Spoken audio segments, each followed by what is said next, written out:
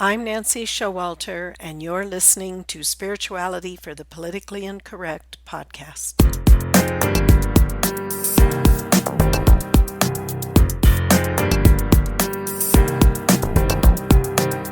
Welcome, all radical paradigm shifters and creative change makers. You who dare to create a better life and a better world. Tap into the power that resides within you and use that power for constructive change.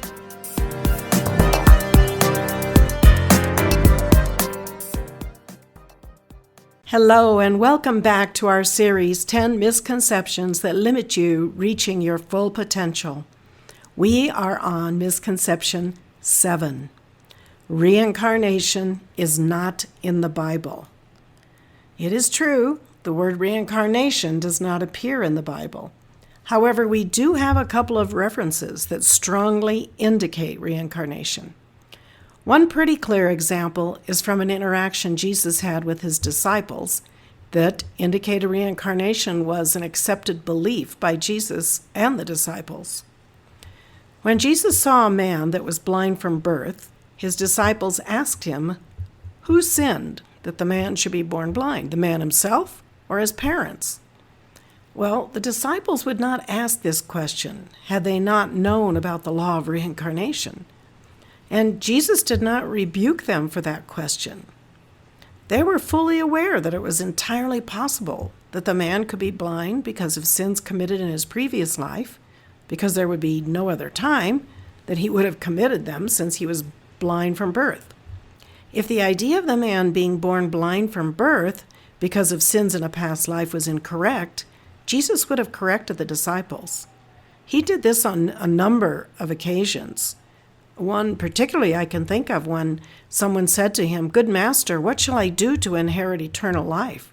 He didn't even answer the question, but rather he challenged this person on his idolatry of the human person, saying, "Why call me good? There's none good but God." So we have good reason to believe that Jesus would have corrected the disciples if they were speaking incorrect concepts. Now, regarding the blind man and the disciples' question, Jesus did answer them. He said that neither had the man or his parents sinned, but that the man was born blind so that the works of God should be made manifest in him. Now, this is also another teaching point for us. It tells us that it's possible that we might have a burden of an infirmity because we may have chosen ourselves to bear some karma for a loved one, or for that of the planet, or bearing a burden so that God could glorify himself within us through the healing process. We don't always know what is behind our conditions in life. Now, another clear example in the Bible of reincarnation was when Jesus said about John the Baptist, "And if ye will receive it, this is Elias, which was for to come. He that hath ears to hear, let him hear." So, if we have ears to hear, we will hear. Keep in mind that there were many texts circulating within the Christian community in the first 2 centuries. Some were decided to be genuine and others not by church leaders.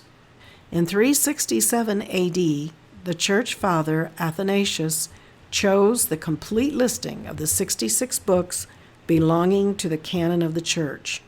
This excluded a number of books. And in 1945, ancient writings were discovered that revealed information about the Gnostics. The Gnostics were one of the early sects of Christianity, and they believed in reincarnation.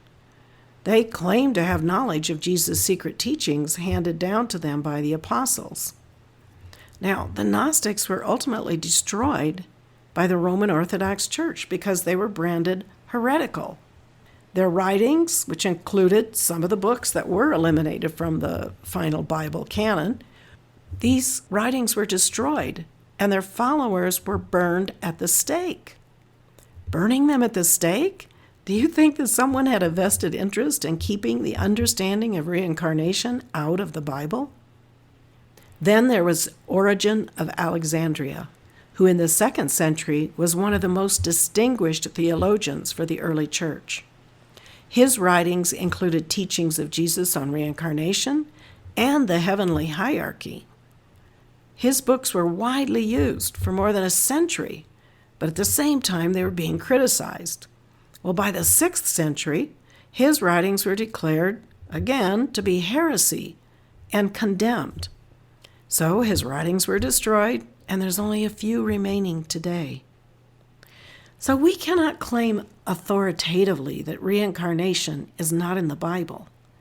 And in light of the 1945 discovery of the Nag Hammadi texts in Egypt, we cannot say authoritatively either that Jesus did not teach or believe reincarnation himself. And not to mention that the majority of the population of Earth believes in reincarnation. In addition, there have been some amazing stories of people remembering past lives. One of the most impressive and documented cases is that of James Leininger, which we talked about in detail in our previous episode on reincarnation. You may want to look it up because it's a remarkable story and worth your time to listen. Again, we cannot claim authoritatively that reincarnation is not or was not in the Bible. Remember, you are divine. You are created for a purpose. Join me next week for the 8th misconception. Until then, keep an open mind, a generous heart, and a powerful spirit. I'm Nancy Showalter, and you've been listening to Spirituality for the Politically Incorrect. Thank you for being with me today, and if you enjoyed this episode, don't forget to subscribe on iTunes. And to follow more of my work, visit me at nancyshowalter.com.